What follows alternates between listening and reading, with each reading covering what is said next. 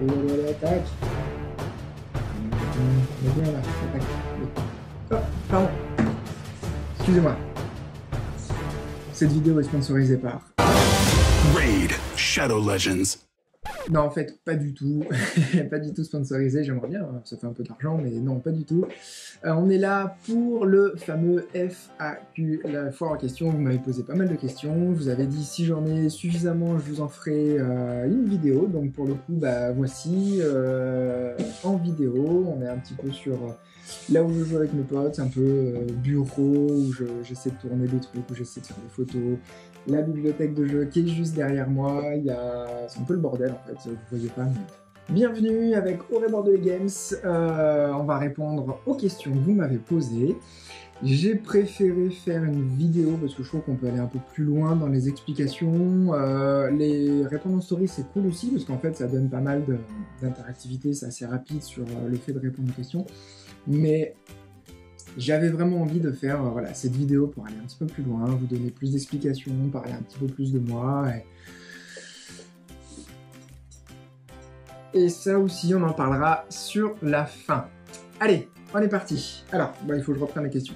Première question de Les Jeux en Folie Bordeaux. Que vas-tu nous sortir? Alors, petit coucou les Jeux en Folie Bordeaux. On s'est vu il n'y a pas si longtemps que ça. C'était sur l'inauguration du bar Lily and the Barber. Sur Bordeaux, un nouveau bar qui s'est ouvert, qui est très très sympa. Donc j'ai pu rencontrer effectivement Alexia avec son mari, donc voilà, petit coucou à vous. Que vas-tu nous sortir? À part cette vidéo, pas forcément grand chose. J'aimerais bien faire plus de choses, plus de vidéos, ce genre de trucs, mais c'est assez compliqué par le temps, par trouver du temps pour le faire. Après il y a tout ce qui est montage, ce genre de trucs. Je suis pas non plus un as du montage et autres.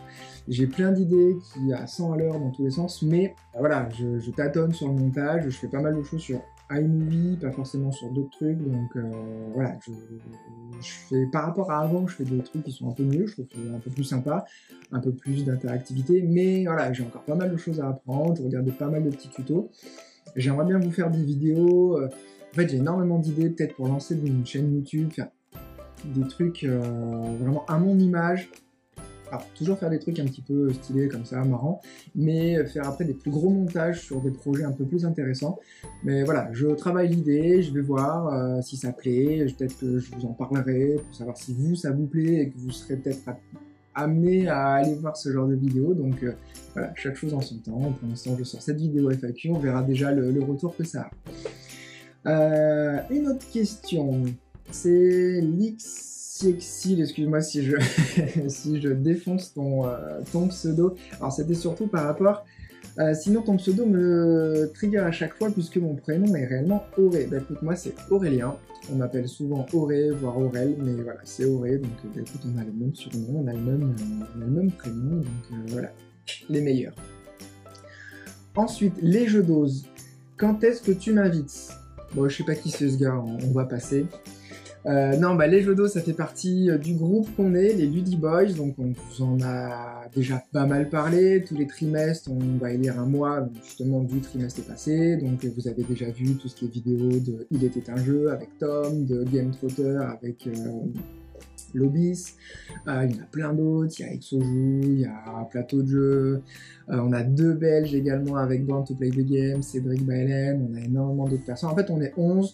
Je vais pas tous les oublier, mais voilà, on a Moment Ludique, Arcomery, Il était un jeu, donc ça je l'ai déjà dit, c'est horrible, White Meeple, qui est le partenaire de Game Trotter également. J'en oublie, c'est ouf en fait, c'est sur la vidéo comme ça en fait, je fais plein de trucs. Mais voilà, on est 11, et donc les jeux d'ose, qui est Olivier, fait partie du groupe. Quand est-ce que tu m'invites? Bah écoute, volontiers quand tu veux, on peut même se retrouver au Lily and the Barber. Que t'as oublié de venir. Mais voilà, histoire de se faire des parties, on se fait ça, on se rencontre, on amène Alexia également, voilà, on se fait un truc ensemble le soir, ça peut être super cool. Allez, on enchaîne, prochaine question, qui est donc, pour le coup, Il était un jeu, Tom, que vous connaissez sur ses vidéos, qui fait partie des Ludi Boys aussi. La question est, à quand une vidéo en featuring? Petit clin d'œil, parce que je lui avais déjà posé la question sur sa vidéo FAQ.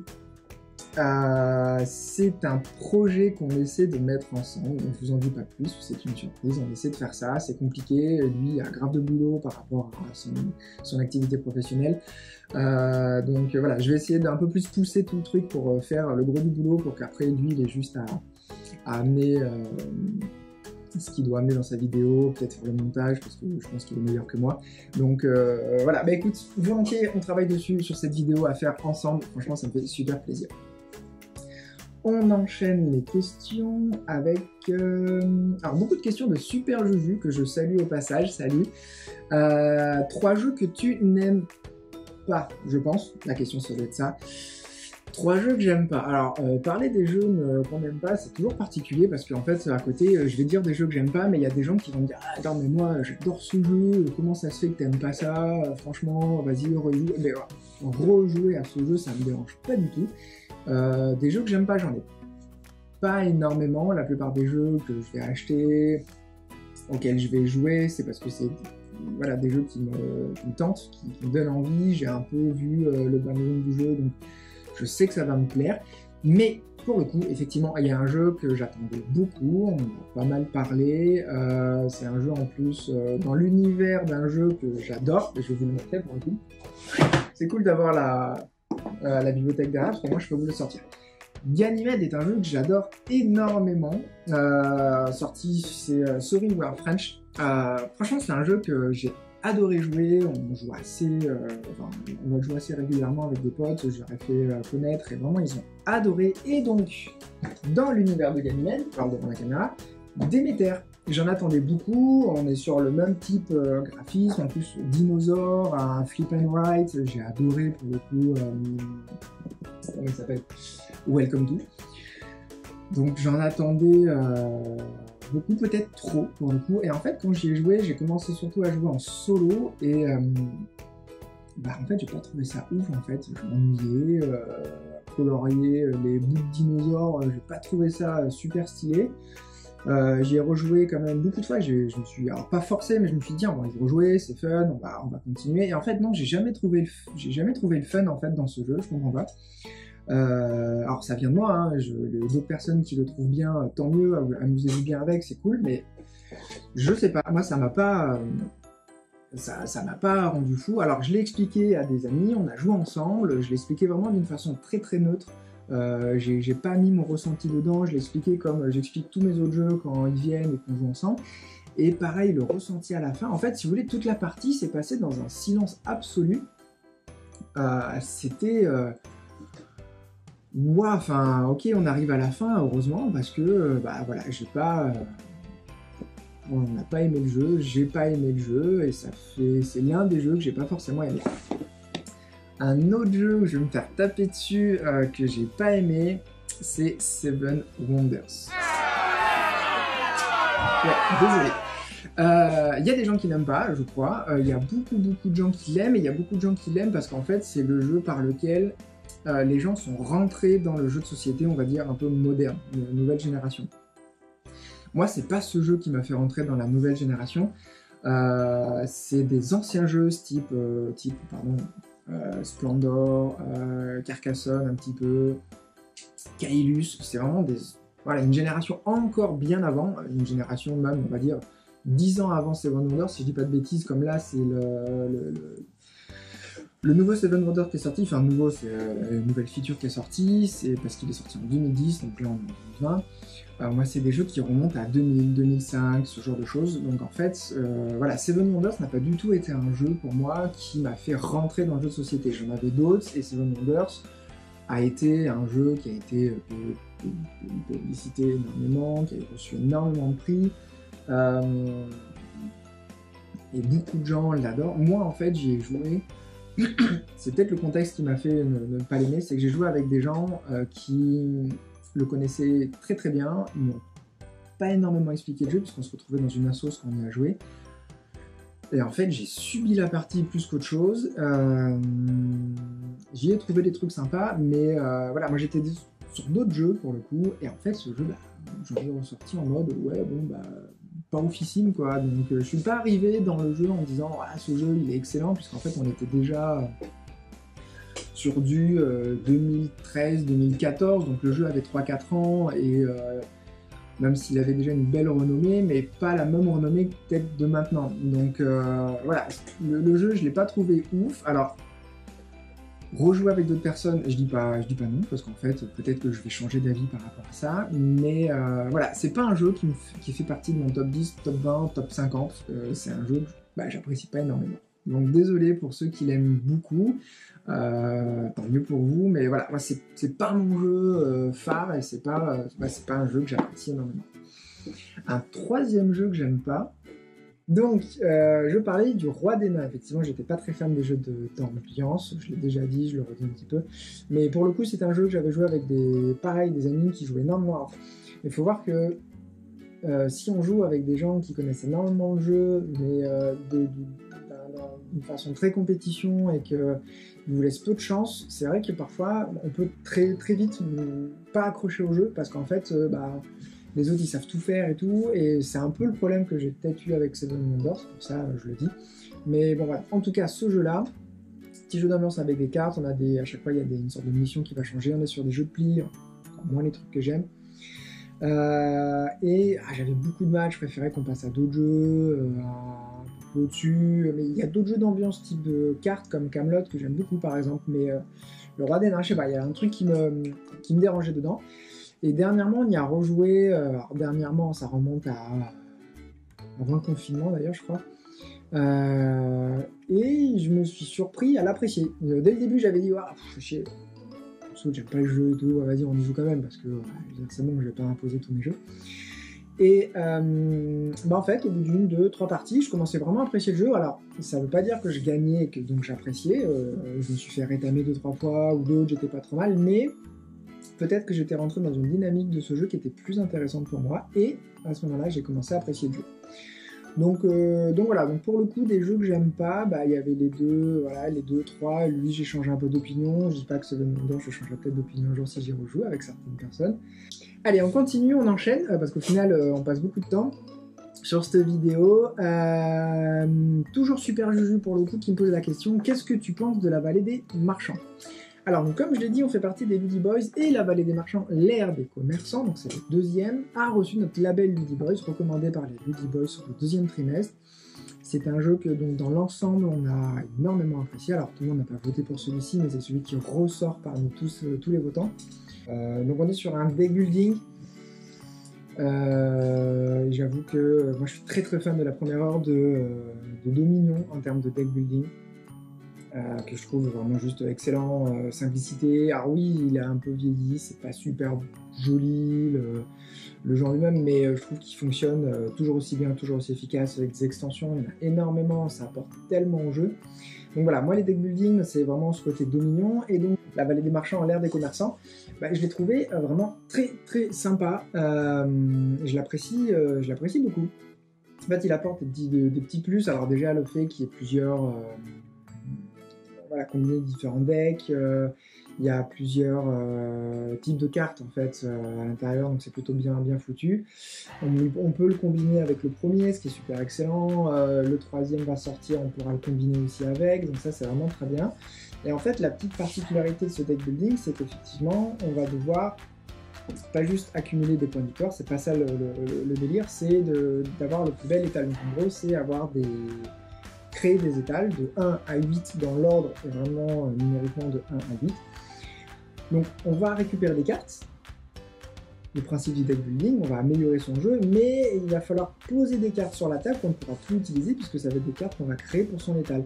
Donc c'est ça qui est vraiment intéressant, c'est cette tension entre je récupère des cartes, mon deck est vraiment bien fait, super bien pour enchaîner plein de trucs, pour lequel il a reçu notre label, et vraiment a beaucoup de potentiel, qui peut se combiner avec les autres en plus, donc ouais, vraiment c'est un très très bon jeu, j'ai vraiment bien aimé. La question après, tu me disais, toujours pareil, Super Juju, je te remercie pour toutes ces questions.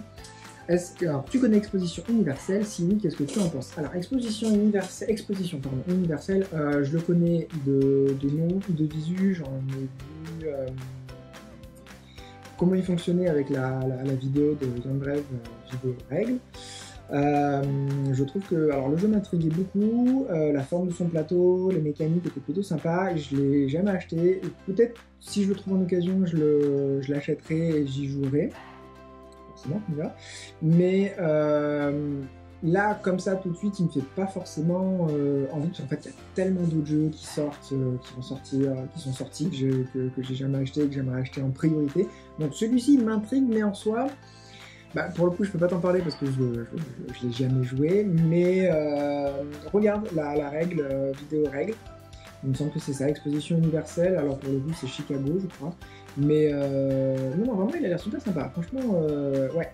N'hésite pas, va voir la vidéo règle si ça te dit, c'est très bien expliqué, il y en a franchement des super vidéos. Qui me regardent, pouce levé, franchement, je fais des super vidéos, j'ai passé un temps fou à regarder ces vidéos. À chaque fois, ça me donnait envie d'acheter le jeu. Donc voilà. Allez, on enchaîne ton top 3. Super jeu, toujours pareil. Alors top 3, c'est ultra difficile. Tellement de jeux, j'ai l'impression que ça change toutes les semaines, tous les mois, avec les nouveautés, il y a vraiment des gros coups de cœur. Mais effectivement, j'ai des incontournables, des jeux qui restent de façon inconditionnelle dans mon top 3, on va dire. On va commencer, j'en ai parlé par rapport au deck building, c'est Dominion. Voilà, pour le coup, ça reste vraiment un coup de cœur et un jeu de très longue date, j'y ai joué il y a très longtemps, j'apprécie d'y rejouer tout le temps, c'est peut-être pas le jeu que je vais ressortir le plus, parce qu'il y en a tellement d'autres, mais ouais, c'est un jeu qui est juste excellent pour moi. Alors il y a plein de monde qui me dit, ouais, mais regarde le deck building, maintenant il y a Clank, il y en a d'autres jeux, justement il y a la Vallée des Marchands, et il y en a plein d'autres, hein, de deck building, c'est clair, mais celui-ci est pour moi le papa des deck building, et vraiment, j'ai le coup de cœur dessus, c'est la simplicité de la mécanique du jeu, il n'y a pas besoin de rajouter 100 milliards de trucs, en plus l'air un petit peu médiéval, moyenâgeux, j'adore ça. Il y a tellement d'extensions, donc ça rajoute énormément de rejouabilité, on va changer un petit peu les stratégies en fonction d'eux, les mécaniques, non vraiment, c'est le jeu, dans mon top 3 il est dedans, et vraiment j'adore ce jeu. Alors un autre jeu qui m'a fait rêver des années, que j'ai adoré, qui fait vraiment partie de mon top, et en plus alors pour le coup c'est un jeu, une fois que tu l'as fini, tu peux y rejouer, mais tu sais plus ou moins comment ça fonctionne au niveau de mécanique, mais il y a pas mal, il y a une extension qui est sortie, et sur le site internet on peut aller trouver des nouveaux scénarios. Je parle bien entendu de Robinson Crusoe Aventure sur l'île maudite. C'est un jeu que j'apprécie énormément. Alors, les règles sont imbuvables. Le jeu est dur, faut le savoir vraiment, c'est du tryhard, c'est vraiment dur comme jeu. Une fois qu'on arrive un peu à choper les mécaniques sur la nourriture, ce genre de choses, on peut un peu s'en sortir, mais les scénarios sont tellement diversifiés que une mécanique qui fonctionne dans le premier scénario va pas du tout fonctionner dans le deuxième. Mais c'est un jeu que j'adore, vraiment, qui est juste excellent. C'est un jeu coop, on peut y jouer en solo, mais ce côté aventure, c'est juste génial quoi. Enfin, il faut tout est millimétré, il faut penser à tout, récupérer la nourriture, sinon le soir ça va pas le faire, mais la nourriture qui est pas top, enfin une nourriture périssable, la nuit, en fait, pour le coup elle va être périmée le lendemain, on pourra pas l'utiliser le lendemain, donc on part en expédition, il y a des risques à prendre, si on y va tout seul, on va devoir jeter des dés, et la plupart du temps, on va se taper des malus, donc qui vont nous poursuivre tout le reste de l'aventure, donc c'est mieux d'y aller à deux. Alors vraiment, c'est génial. Le solo est très très bien fait, ce qui fait qu'on peut jouer avec Vendredi et un chien, donc on est en quelque sorte, on a deux pions, nous, de personnages, et on rajoute deux pions qui sont les deux personnages. Sinon, jouer à deux, à trois... on va chacun, on va faire de l'exploration, on va faire de la cueillette. Vraiment, c'est génial ce jeu, je l'adore. Il fait vraiment partie de mon top, c'est juste excellent. Dur, mais excellent.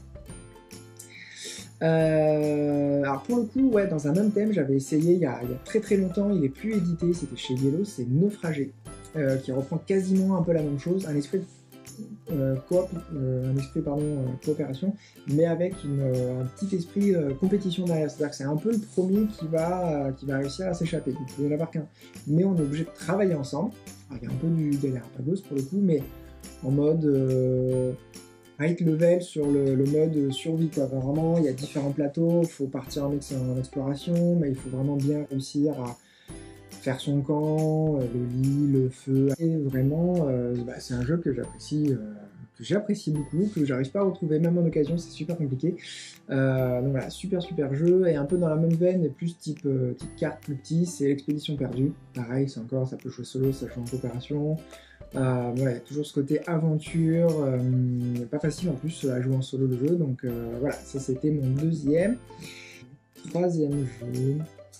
Alors j'aurais pu dire Seven Wonders Duel, parce que c'est un jeu que j'apprécie beaucoup, que j'ai pas, moi, mais c'est un pote qui est là, et en fait, à chaque fois qu'on se voit, on y joue, et vraiment, j'en ai pas mal de parties, j'aime beaucoup. J'aime moins la version numérique. Je sais pas, il y a moins de trucs dedans, moins d'interactivité, je sais pas, je suis moins fan. Alors il y en a d'autres qui se jouent très bien, lui non. Mais voilà, sinon mon jeu, gros coup de cœur, il y a Formula D, parce que pareil c'est un vieux jeu, je me suis mis dedans, j'adore, je suis en plus très fan de sport, et fan de sport automobile encore plus, donc vraiment j'adorais ça. Mais non, il y a le côté cyclisme, alors là on va se dire, ouais ça va être Flamme Rouge c'est un super jeu aussi. Mais non, c'est Leader One, jeu de cyclisme à l'ancienne. Alors quand je dis à l'ancienne, c'est pas juste un lancement de dés comme Formula D, mais normalement ce jeu apporte un niveau de stratégie et de tactique qui est bien plus poussé que Flamme Rouge. En plus, alors Flamme Rouge, normalement c'est Flamme Rouge, c'est la dernière, c'est le dernier kilomètre, mais voilà, c'est une étape.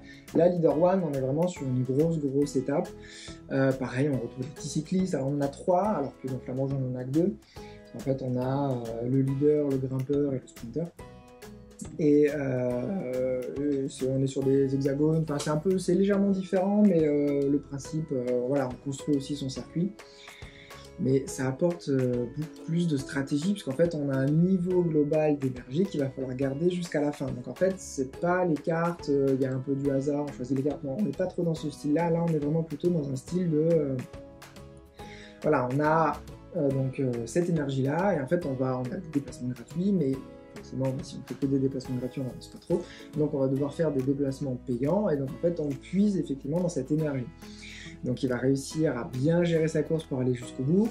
On a le peloton qui est là, qui avance à son allure, on peut se faire manger par le peloton, et donc après on reste dans le peloton. Si on veut dès le début on peut rester dans le peloton, et vers la fin on se décide de sortir, donc en gros on lâche une attaque et on va sortir. Donc vraiment le jeu est vraiment super sympa. Si vous êtes fan de sport, si vous êtes fan de cyclisme, Flamme Rouge vous l'avez adoré, mais vous dites bon ok je peux aller plus loin, Leader One, vraiment est génial. Bon, j'ai adoré ce jeu, on a fait énormément de parties, on faisait nos propres circuits, puis en plus, c'est comme tout le monde, hein, donc on adore ce genre de truc, on fait que des étapes de montagne ultra difficiles, on n'arrive pas à s'en sortir, mais c'est super fun quoi. Donc voilà, un peu mon top 3, ouais, c'est Dominion, Leader One, qu'est-ce que je disais après, Dominion, c'est ça le délire, je sais même plus en fait, ça change un peu tout le temps. Dominion, Robinson Crusoe, Leader One, vraiment si je dois en garder 3, ceux-là ils sont vraiment excellents, mais après il y en a tellement d'autres, il y en a sans doute d'autres qui vont rentrer peut-être dans le top 10, mais le top 3, ouais, ça reste assez serré, ça reste ça. Donc voilà, allez on passe parce qu'en fait je parle énormément et les vidéos elles sont trop longues. Joy a pour la question, quels sont les nouveaux jeux qui te tentent? Pareil, c'est une question qui est super difficile, il y en a trop qui me tentent, c'est horrible, il y a trop de sorties de jeux. Alors là, dernièrement, à l'heure où je vous parle, il y a un Kickstarter qui me tente énormément, c'est Dinosaur World, et le pack avec le petit jeu de Roland White, qui s'appelle Raw and White. Ouais, les jeux de dinosaures, j'adore, et en plus, j'ai... Dinosaur Island, j'ai Dinosaur Island qui est juste super cool, qui est vraiment très sympa à jouer, poste d'ouvrier, faire son parc, ultra flashy, ultra coloré. Et donc là, la même compagnie sort Dinosaur World, avec un peu plus de matos en termes de dinosaures, des petits jeeps. Donc on est sur l'enchaînement de Dinosaur World par rapport à Jurassic Park World, voilà, on est vraiment tout ça là-dedans. Le petit Roland White qui va avec, donc vraiment ça c'est un case qui m'intéresse beaucoup. Alors certes il va sortir dans 5 ans, enfin si je fais le pledge il va sortir dans 1 an. La version VF sortira au moins, je crois comme dans Dinosaur Island 6 mois après, donc ça me m'est égal. Moi, la version anglaise me dérange pas et je pourrais y jouer. Donc voilà, celui-ci. Sinon, dans les sorties prochaines, j'ai Meeple Land chez Blue Orange, faire son parc d'attractions. Je suis très fan de Team Hospital, donc Meeple Land me rappelle pas mal de souvenirs, c'est vraiment plutôt cool. Il y a l'extension de Tapestry chez Matago. Alors c'est un jeu, alors le Tapestry, on l'a joué pas mal, j'en ai jamais fait de review parce que j'étais un peu mitigé pour quelques raisons plus esthétiques. Mais le jeu reste vraiment très sympa. Donc là, il y a l'extension qui va sortir, je vais voir, parce qu'apparemment, il parle de rééquilibrage un petit peu du jeu, des nouvelles, pas mal de nouvelles choses, ainsi que des nouveaux bâtiments. Donc à voir, une fois que je l'ai le tester, et je reviendrai vous en parler. Donc il y a ça, en fait j'ai la liste en face de moi, sinon je m'en souviendrai pas. J'ai Détective saison 1 qui va sortir chez Yellow, Détective... qu'on a commencé mais qu'on n'a jamais fini, et là en fait Détective saison 1 c'est un stand-alone, donc en fait on peut y jouer seul sans avoir le jeu de base, et en plus est beaucoup plus accessible, donc ça m'intéresse peut-être beaucoup plus pour le coup.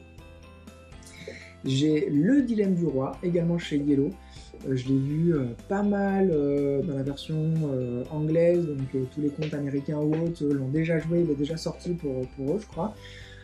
Il y a un petit côté Legacy qui me plaît beaucoup, donc à voir, j'en attends pas mal également. Ensuite, il y a Suspect chez Studio H. J'adore tout ce qui est jeu d'enquête, escape, jeu d'enquête, et donc lui, il me paraît plutôt intéressant, parce qu'on est vraiment sur un côté, au niveau des cartes, il y a un suspect, il va falloir voir un petit peu comment ça fonctionne, tout se base un peu sur les cartes, donc à voir. Dinner in Paris Dîner à Paris chez Funifox, qui est une compagnie que j'apprécie beaucoup. Petit coucou, ils ont fait d'excellents jeux jusqu'à présent. Il y a Ceylan, il y a Candy Lab, Rush Hour, Monster Rush, je dis n'importe quoi.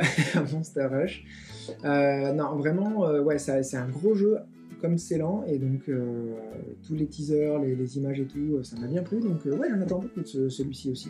Alors que j'attends beaucoup, à voir comment il va être, c'est Escape the Dark Sector, qui est la suite de Escape the Dark Castle, si je dis pas de bêtises. C'était des jeux qui sont sortis uniquement en VO, et là en fait le deuxième arrive en VF apparemment, quand j'ai vu ça sur Philibert. À voir si c'est de la VF, j'ai peut-être pas fait gaffe, mais non, vraiment c'est des jeux qui m'intéressent beaucoup. C'est basé vraiment sur une expérience narrative, sur l'atmosphère que le jeu va dégager, dans lequel on va évoluer. C'est uniquement en noir et blanc.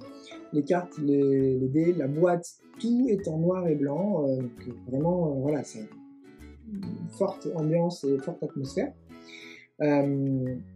On révèle des cartes qui vont nous transporter un petit peu dans l'ambiance du jeu, en lisant donc, des textes. On doit prendre des décisions avec des combinaisons de cartes et des combinaisons de dés. Ouais, non, vraiment, ça a l'air super intéressant. Alors après, des autres jeux, plein d'autres, mais vraiment ceux-là, c'est peut-être ceux sur lesquels je vais vraiment axer mon regard prochainement. Allez, une autre question, dernière question, c'est Je m'amuse qui me dit d'autres beaux montages vidéo de prévu. Bah ouais, je l'espère, à moyen ou plus long terme. Comme je l'ai dit au tout début de la vidéo, j'ai pas mal de projets que j'aimerais bien vraiment poser sur papier, à l'écrit, voir un petit peu si l'idée se développe, si c'est le truc peut-être intéressant à faire. Mais voilà, comme je vous disais, il y a le temps, il y a aussi le matos, avoir du bon matos. Là, je galère un peu avec la GoPro, je sais pas pourquoi, ça coupe, ça fait des trucs de folie. Enfin, je suis obligé de filmer ça en 3 fois, c'est un peu chiant. Donc ouais, déjà faire ça rend la vie bien plus facile quand on a un super matos, bam, qui prend des trucs, le son, je galère toujours un petit peu sur ce genre de choses.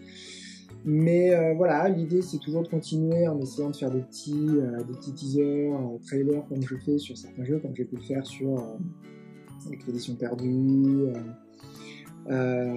d'autres comme Guardian of Legend, j'aimerais bien le faire sur d'autres jeux, j'ai des petites idées, donc ça peut être bien, et des plus gros projets, comme je le disais aussi. Parce qu'en fait, les petits projets, c'est intéressant, mais sur Instagram, pour en faire un post, c'est 1 minute et pas plus. Une fois qu'on dépasse la minute, ça devient un projet sur IGTV, mais tout le monde va pas forcément voir IGTV. Là, pour le coup, cette vidéo, en plus, va être sur une vidéo IGTV. Je vais avoir 15 secondes sur mon post Instagram, et tout le reste, ça sera sur IGTV. Donc, il faut que les gens y aillent, restent dessus. Est-ce que c'est pas mieux que la vidéo sorte directement sur YouTube? Pourquoi pas, parce que là, j'ai l'impression qu'on est parti sur une vidéo qui va faire au moins 20 minutes.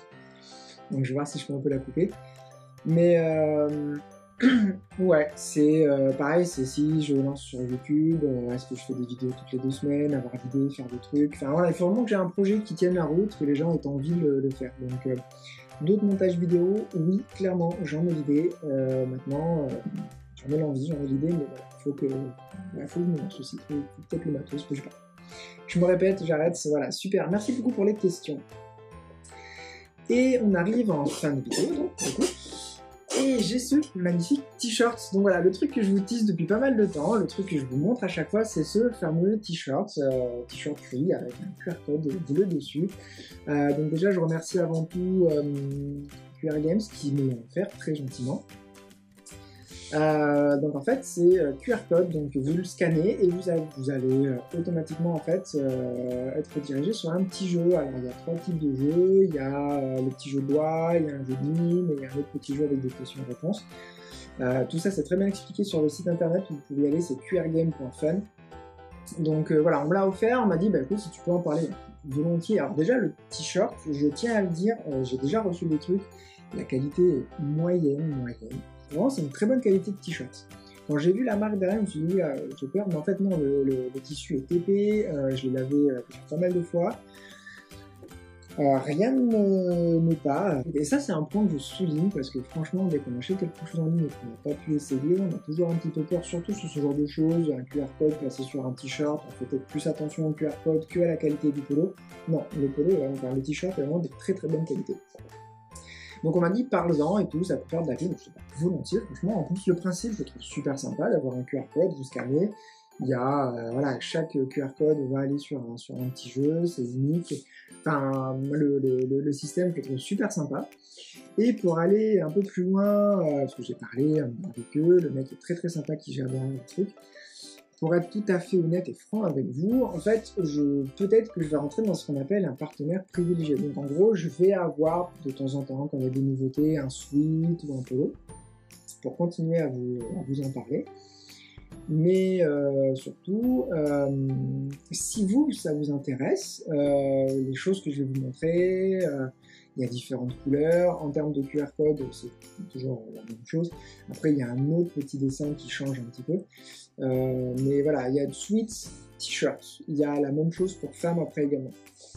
Mais si ça vous intéresse d'en avoir un, vous pouvez me contacter et moi derrière, je vais vous le vendre. Pour le coup, je vais toucher une petite commission. Voilà, je préfère être honnête avec vous. C'est peut-être quelque chose qui va se faire entre QR Game et moi, je sais pas, on va voir. Mais voilà, l'idée m'intéresse. Moi, ça me permet de recevoir un sweat ou un t-shirt, du coup, de vous en parler. Ça ne me dérange pas de l'avoir sur moi, de vous en parler, de faire des vidéos. Peut-être que je ferai de plus en plus de vidéos avec, on verra bien. Mais voilà, c'est comme les gens qui font des liens Philibert où ils touchent une petite commission si vous achetez le jeu à partir de ce lien. Voilà, moi c'est la même chose. Si vous êtes intéressé par un t-shirt ou par un sweat, je peux donc pour le coup vous le vendre. Ce sera le prix qu'il y a sur le site internet. Alors pourquoi passer par moi plus par le site internet, vous faites ce que vous voulez. Mais voilà, c'est quelque chose qui est en projet, donc dites-moi si ça vous dérange. Je suis le plus honnête avec vous dessus, parce que je trouve que c'est très important de l'être. Ouais, tu fais que d'en parler, tu fais que de voir, derrière tu touches du pognon. Pour l'instant, je ne touche rien du tout, mais effectivement, si vous passez par moi pour acheter un polo, peut-être que je vais toucher une petite commission, donc je ne sais même pas de combien c'est le montant. Moi, le but, c'est à la base, je le fais un peu en mode... je suis super content de recevoir un t-shirt, quoi. Donc voilà. Bah écoutez, je pense qu'on a fait un petit peu le tour, on est arrivé au bout. Un grand merci si vous êtes arrivé jusque-là dans la vidéo. Je parle extrêmement... trop. Voilà, trop. Limite, il faudrait que je fasse un podcast à moi tout seul. Enfin bon. Si ça vous a plu, franchement, dites-le en commentaire. Ça fait super plaisir d'avoir un petit commentaire en disant ouais, non, franchement, j'ai passé un moment, c'est cool et tout. Ou alors même, franchement, non, ouais, ferme-la, c'est trop nul, ou t'es trop long, t'es trop long dans tes explications.